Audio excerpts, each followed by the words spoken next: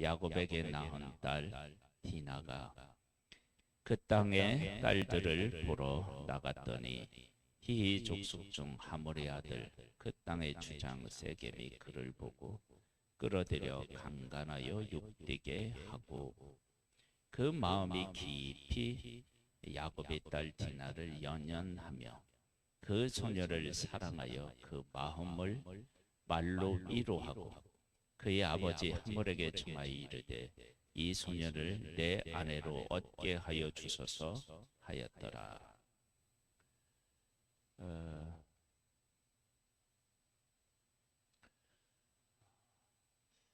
사람은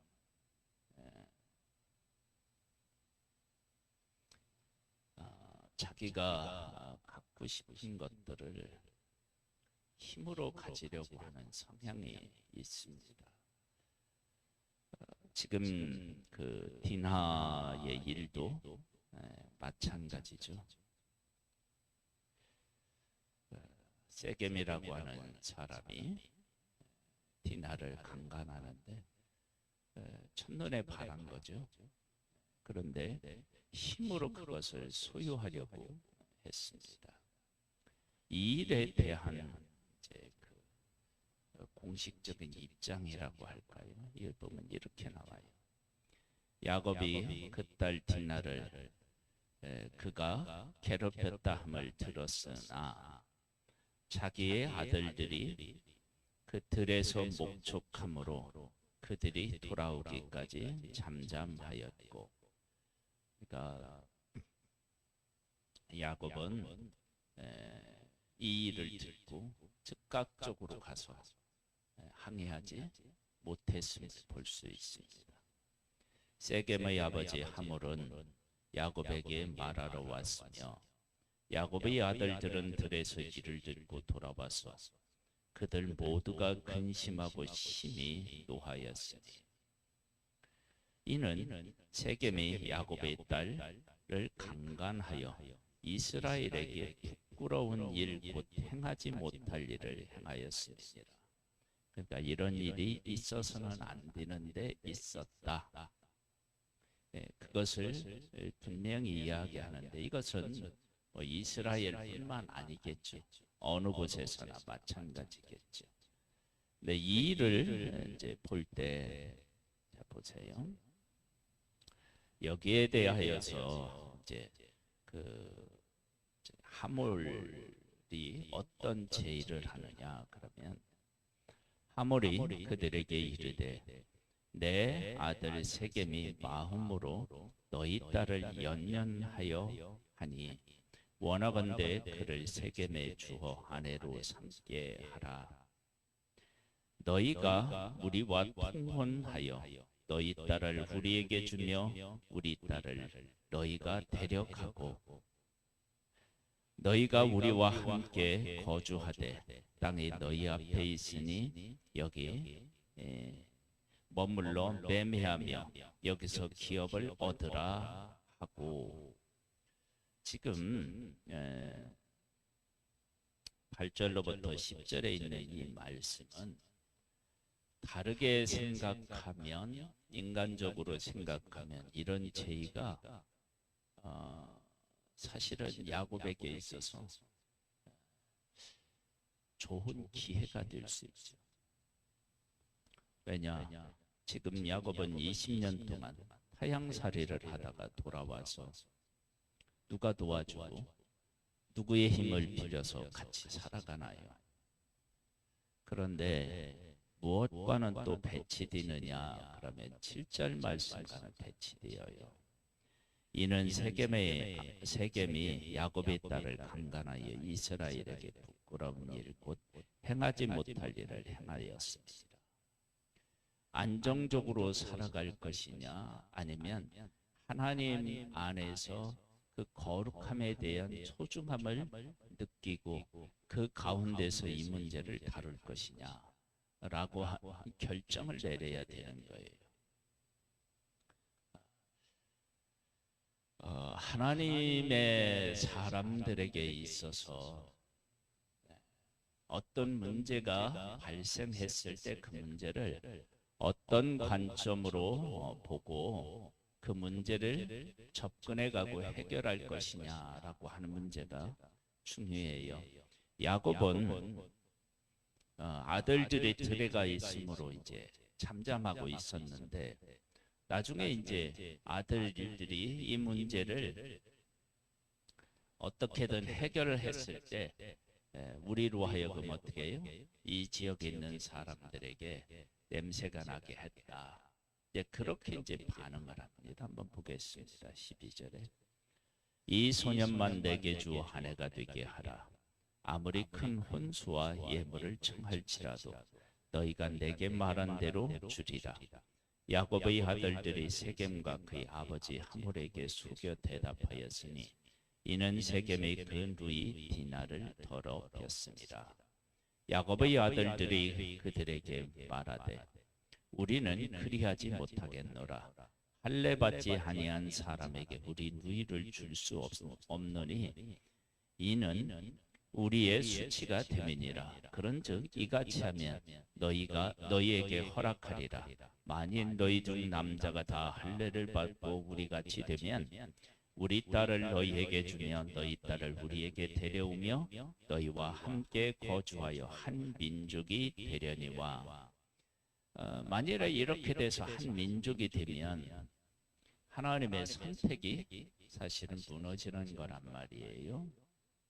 그러니까 지금 하몰이 제시한 이 방법은, 우리가 서로 통혼하자라고 하는 방법은 하나님의 선택에 있어서 문제가 심각해지기 때문에 이 문제는 안 돼요. 그런데 이렇게 하면 사실은 인간적으로는 큰 도움과 힘을 얻을 수 있겠죠. 안정된 삶을 살 수도 있을 것입니다.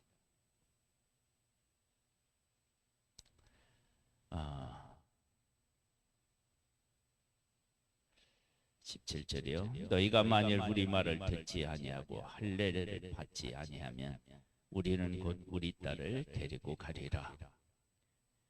그들의 말을 하몰과 그의 아들 세겜이 좋게 여김으로 이 소년이 그 일 행하기를 지체하지 아니하였으니 그가 야곱의 딸을 사랑함이며 그는 그의 아버지 집에서 가장 존귀함이었더라.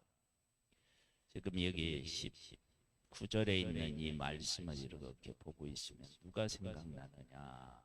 그러면 암논이 생각나요. 다말을 보냈죠. 범어가 나서 어떻게 했어요? 더 미워했죠. 20절에 보면요, 하몰과 그의 아들 세겜이 그들의 성읍문에 이르러 그들의 성읍 사람들에게 말하여 이르되 이 사람들은 우리와 친목하고 이 땅은 넓어 그들을 용납할 만하니 그들이 여기서 거주하며 매매하게 하고 우리가 그들의 딸들을 한 해로 데려오고 우리의 딸들도 그들에게 주자. 그러나 우리 중에 모든 남자가 그들이 할례를 받은 같이 할례를 받아야 그 사람들이 우리와 함께 거주하여 한 민족이 되기를 허락할 것이라. 그러면 그들의 가축과 재산과 그들의 모든 짐승이 우리의 소유가 되지 않겠느냐. 다만 그들의 말대로 하자. 그러면 그들이 우리와 함께 거주하리라. 이것은 자기와 함께 있었던 사람을 설득하기 위해서 한 말이다 라고도 볼 수 있지만 이것이 진심일 수도 있는 것입니다. 그러면 지금 하몰과 야곱의 아들들 간에 중요한 지금 선택의 기로에 있는 거예요. 야곱은 하나님께서 자기들을 선택한 그러한 길을 걷을 것인가, 아니면 이들과 단절할 것이냐라고 하는 문제, 그런 문제에 대해서 어떤 관점으로 보느냐라고 하는 것이 대단히 중요해요. 그러니까 야곱의 아들들은 이스라엘에게 부끄러운 일을 행했다라고 하는 하나님의 백성으로서의 그 자리에 대한 소중함에 대해서 깨달아 알고 그것을 지키기 위해서 지금 몸부림치고 있습니다. 24절에 보면요, 성문으로 출입하는 모든 자가 하몰과 그의 아들 세겜의 말을 듣고 성문으로 출입하는 그 모든 남자가 할례를 받으니라. 제3일에 아직 그들이 아파할 때에 야곱의 두 아들 디나와 오라버니 시몬과 레이가 각기 칼을 가지고 가서 몰래 그 성읍을 기습하여 그 모든 남자를 죽이고 칼로 하몰과 그의 아들 세겜을 죽이고 디나를 세겜의 집에서 데려오고. 야곱의 여러 아들이 그 시체 있는 성읍으로 가서 노략하였으니 이는 그들이 그들의 누이를 더럽힌 까닭이라. 사실 이렇게 해도 되나요, 안 되나? 돼요. 왜 그러느냐 그러면 결혼하지 아니한 사람을 이렇게 강간했잖아요. 만일에 이 일을 결혼한 사람이었으면 어떻게 돼요? 해도 돼요. 내가 힘으로 가서 빼앗으면 되니까. 그러니까 야곱의 아들들이 한 것을 그때 당시의 일로 보면 이것은 어떻게 생각하면 정당한 일이다라고 할 수 있습니다. 그 일에 대한 반응을 보면요, 그들이 양과 소와 나귀와 그 성읍과 성읍에 있는 것과 들에 있는 것과 그들의 모든 재물을 빼앗으며 그들의 자녀와 그들의 아내들을 사로잡고 집 속 물건을 다 노략한지라. 야곱이 시므온과 레히에게 이르되 너희가 내게 화를 끼쳐 나로 하여금 그 땅의 주민 곧 가나안 족속과 프리스 족속에게 악취를 내게 하였도다. 나는 수가 적은즉 그들이 모여 나를 치고 나를 죽이리니 그러면 나와 내 집이 멸망하리라. 그들이 이르되 그가 우리 누이를 창녀같이 대우함이 옳으니까. 이건 안 되는 일이라는 거예요. 그런데 야곱은 지금 어떤 잘못을 범하고 있느냐 그러면 하나님께서 이곳으로 약속의 땅으로 돌아올 때 마하나임이다. 그래서 하나님의 군대를 만나게 하셨고, 그리고 외삼촌 나반에게 나타나셔서 외삼촌 나반의 분노를 잠재우셨고, 그리고 야곱과 씨름하여 이스라엘이라고 하는 이름을 얻었고, 천사와 씨름했어요. 그리고 에서와 화해했고.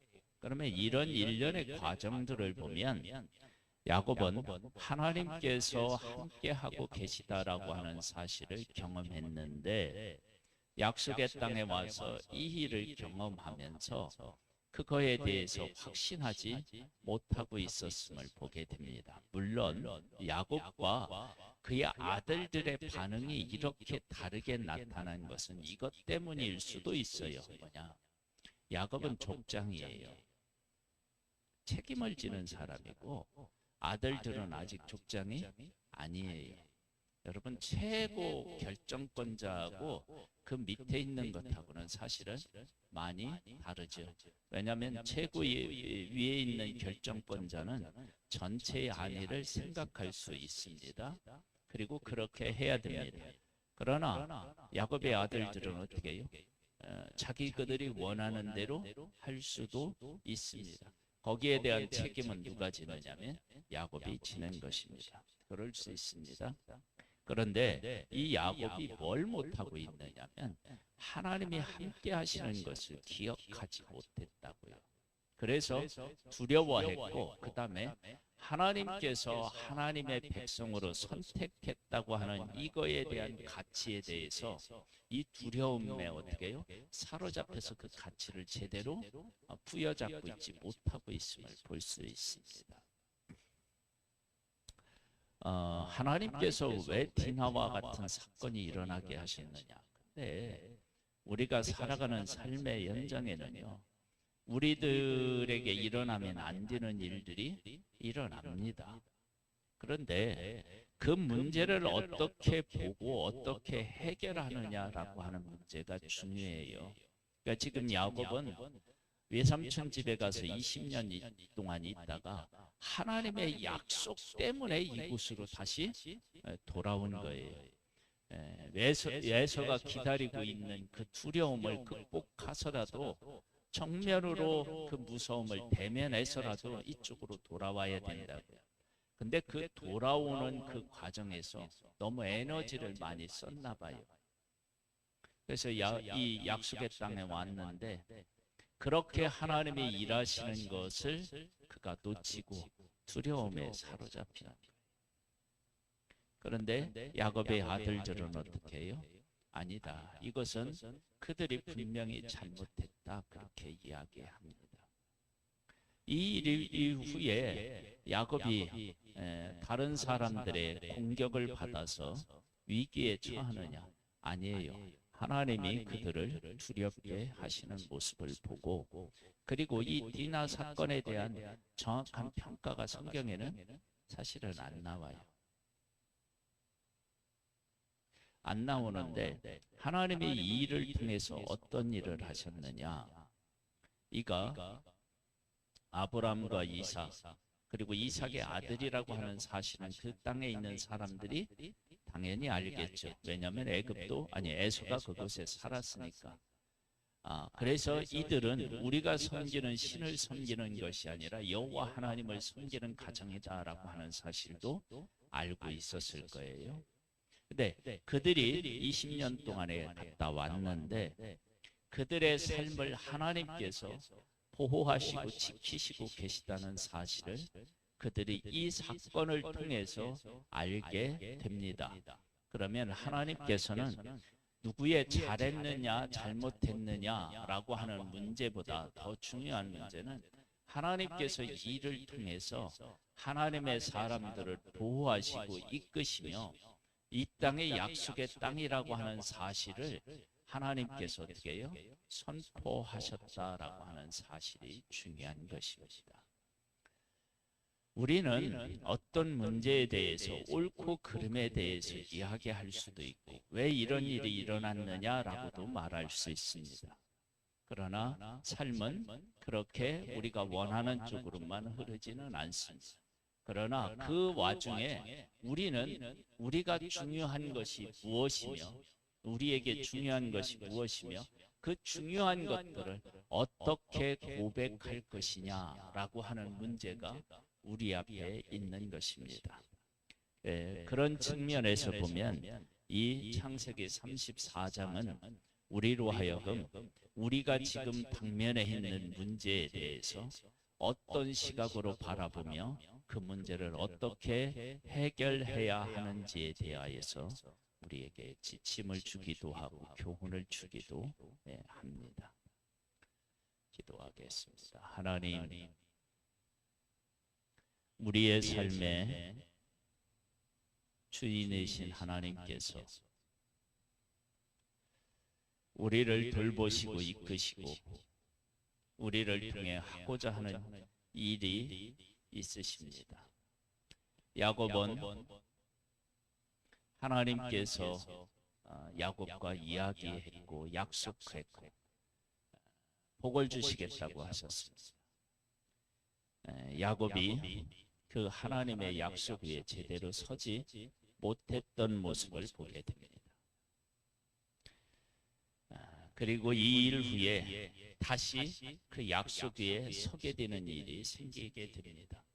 하나님 아버지, 우리들에게 은혜를 베풀어 주셔서 어떠한 일을 만난다 할지라도 하나님의 약속 위에 반듯하게 서서 견고하게 서서 하나님과 동행하며 하나님의 사람으로서의 삶을 나타내 보이기를 원합니다.